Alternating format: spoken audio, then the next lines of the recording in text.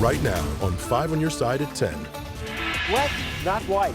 This next weather system, it's a good rainmaker for the St. Louis region when the rain rolls in and when it moves out. Show me the tech talent. Tonight, the new program offering free training to create a pipeline to high-paying jobs. Our top story, passing the blame on a marijuana mistake that cost the city of St. Louis more than $500,000. But I would also include the Board of Aldermen having missed this. I would push back and say I don't believe that it's the Board of Aldermen's fault. Tonight, aldermen fire back after a blunt assertion made by the mayor's office. More on that in a moment, but first we start with breaking news. Late tonight, St. Charles County Police confirmed officers are in the middle of an active police investigation in Defiance that has lasted for much of the day. The investigation is focused on an area of Defiance near the intersection of Highway D and DD. 5 on your side crews were in that area today. They saw multiple police cars in the neighborhood this morning and this afternoon. While officers are not releasing specifics of the investigation right now, they have received several calls from the community concerned about what's going on. Tonight, they tell us there is no current public safety threat and ask people to be patient while they continue to investigate. Authorities tell us they are planning to release additional details tomorrow, but again, they want to reiterate to concerned residents that while the investigation will continue, there is no active threat to the community. Now back to our top story. Backlash over finger pointing involving the city's costly marijuana mistake. City leaders now calling for a resolution so it doesn't happen again. 5 on your side's Brent Solomon is live downtown to break it all down. Brent. Well, Kelly, come January 1st, the city and dispensaries will charge you a tax if you purchase marijuana products. That money will benefit the city. That could have been happening for months now, but it hasn't. And question is, who's to blame? So it's never been clear whose responsibility it really was, and it's not listed out anywhere. An aide for the mayor addressing city leaders at a Budget and Public Employees Committee meeting Wednesday over how St. Louis missed out on hundreds of thousands of dollars in marijuana tax revenue. After the city passed the marijuana tax, someone was supposed to notify the state. No one did, and the mayor's aide says state law is unclear on who should have. It wasn't in the ordinance that was passed.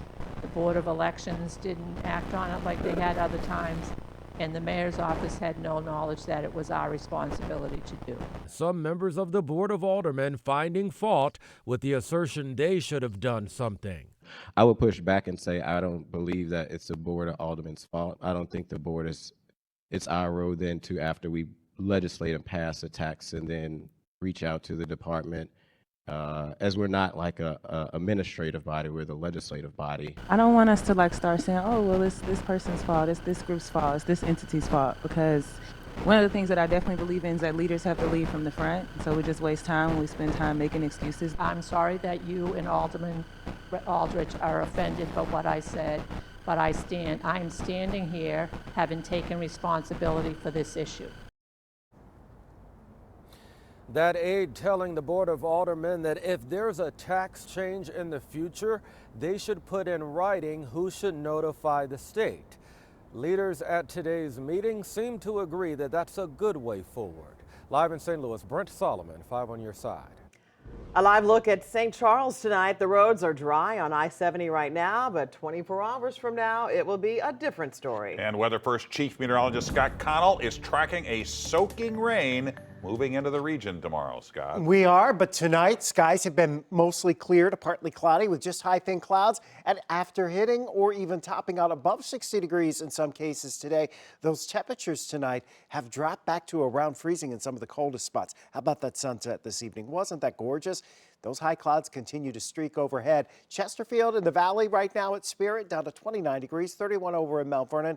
Smartfield in St. Charles at 33. There's the colder temperatures. It won't drop much more than that as these high clouds keep streaming in. What you don't see on this is anything on the radar yet. No, there's no moisture that's thick enough to make it to the ground. You've got to go down into Texas before you start picking up some rain. The energy's coming our way as we head into tomorrow night, early Friday. And with it, the moisture will move in from Texas. So it's a dry Thursday morning rush hour. Rain develops later Thursday, and that steady rain will spread in by this time tomorrow night. Some of it may be even moderate at times. It's good soaking rain. We'll tell you how much we expect to see in just about 12 minutes, Kelly. All right, see you then, Scott.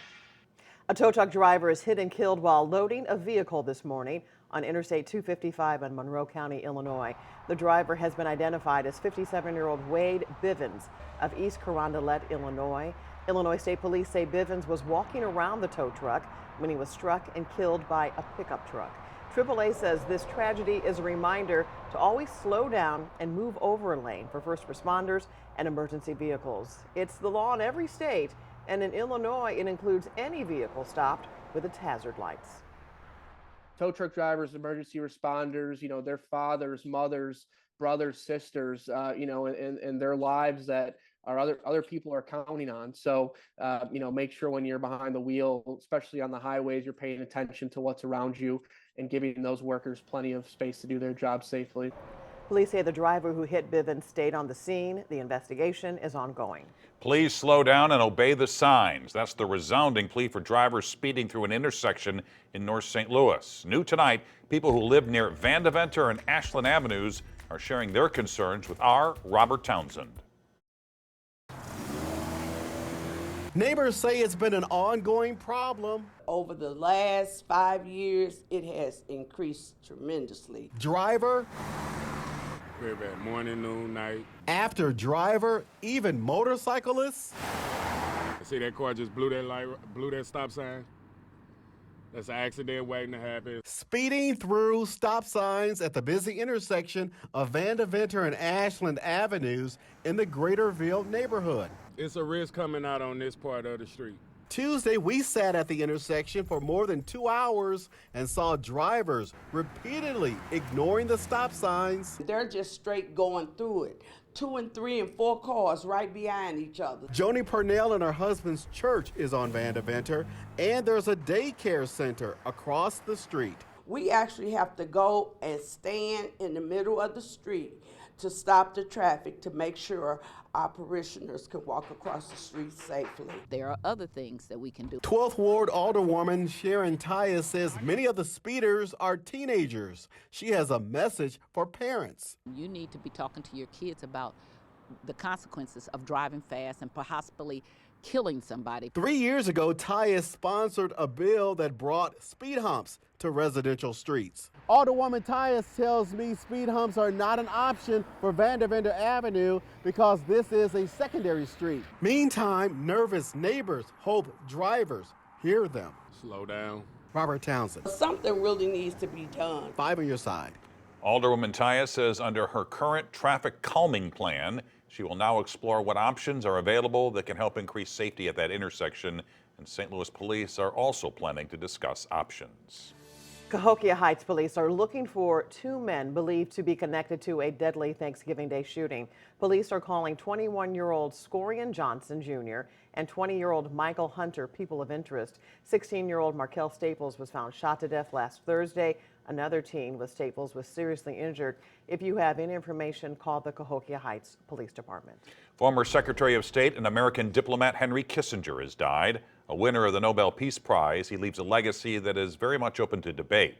Kissinger was known for his gravelly voice and German accent. He got credit for getting America out of the Vietnam War, opening diplomatic relations with China, and reducing tensions with the Soviet Union. But critics say he also enabled some of the worst offenses under President Nixon, including the secret bombing of Cambodia.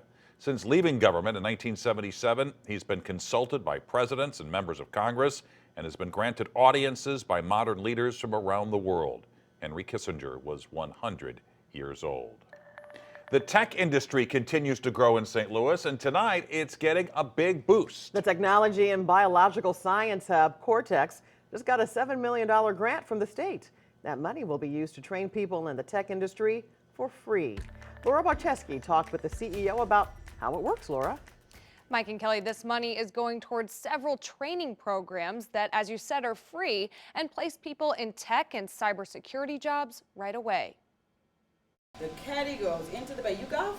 This instructor is not talking about teeing up a shot on the golf course. They're teaching the next generation of tech workers in the Perskolas program at Cortex. No college required. They take an aptitude test to get into the program. It's free, no tuition.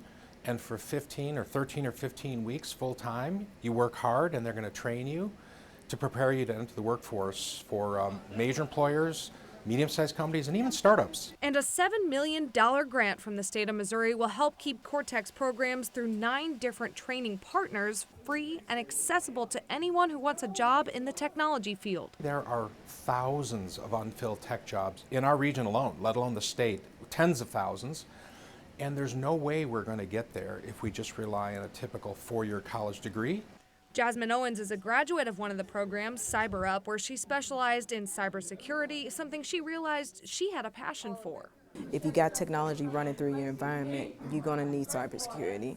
So in order to do that, we need more talent in the pipeline. So that's what I'm passionate about. I'm passionate about keeping my organization safe, but also letting the community know, hey, this is an opportunity that could change our legacy if we are afforded the opportunity to get into it. Students have a direct connection to employers and can get to work right away. They asked for input from companies locally to say, what are you looking for, right? And what are those things that make sense?